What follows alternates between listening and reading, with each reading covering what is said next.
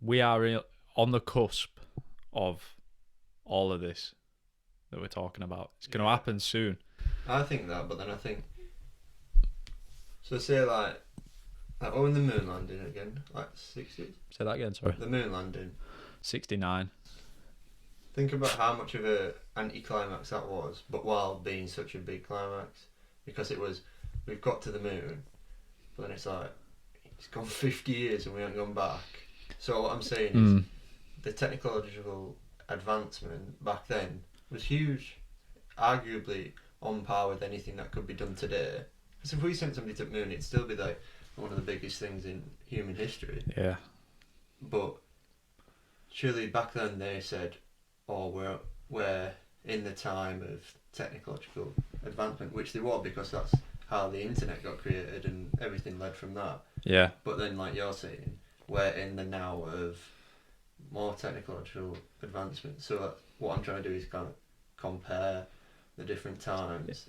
It's very interesting that you say that, all of that, because it's something I've spoken about with other people before. So, in terms of things like AI, drones, Neuralink, like we've been saying, renewable energy, everything, space travel, all of that.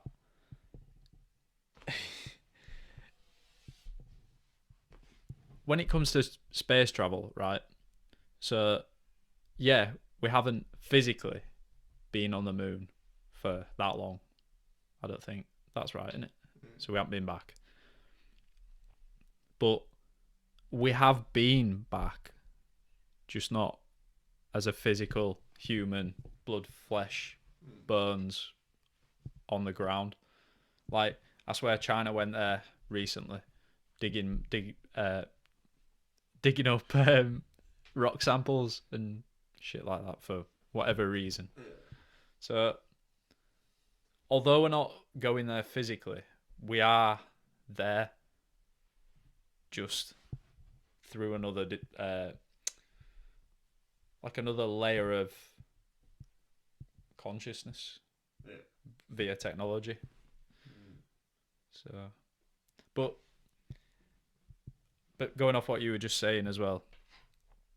So if you think back to, like Back to the Future film, that's for me the main one that comes to mind when I think about based in the past, predicting what modern day life would be like in the times that we're actually living in. So, Blade Runner as well,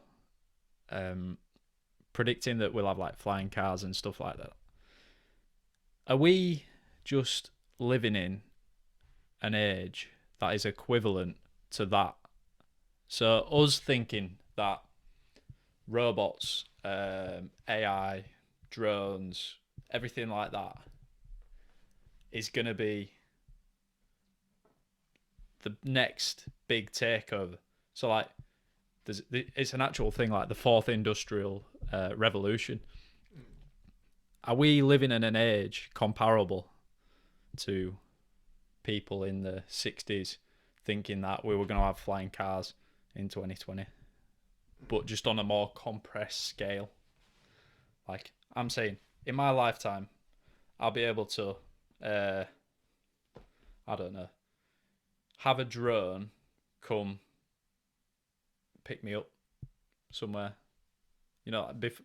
Before I die, I will be able to go on my phone or whatever equivalent device we've got by that point. Maybe I won't even have one. Maybe I'll have a chip in my head. Just say, come pick me up, take me here. And a drone comes, I get in it, and I fuck off somewhere else. Do you think that's possible? Or is that paradox? I think we can only. It takes a certain amount of imagination to almost perceive what we will be like in the future. And that sort of imagination that you've got is heavily influenced by futuristic films, isn't it? Because that's almost like just a window culture, showing you, oh, this is what we do in the future and stuff like this. And like people thought we'd have flying cars by now and stuff like that. So But it's mad how we are so close to all the things that I've just been saying. I think like the guy who is called, I think he's called Klaus or Charles, something like that. Schwab, leader of the World Economic Forum. I think he's like CEO or whatever. He wrote a book called The Fourth Industrial Revolution, and I watched this thing recently, and they were talking about how it's already happening, but we just haven't really seen it because we're not, like us specifically, yeah, because because we're we're not not. immersed in the sector that's being transformed.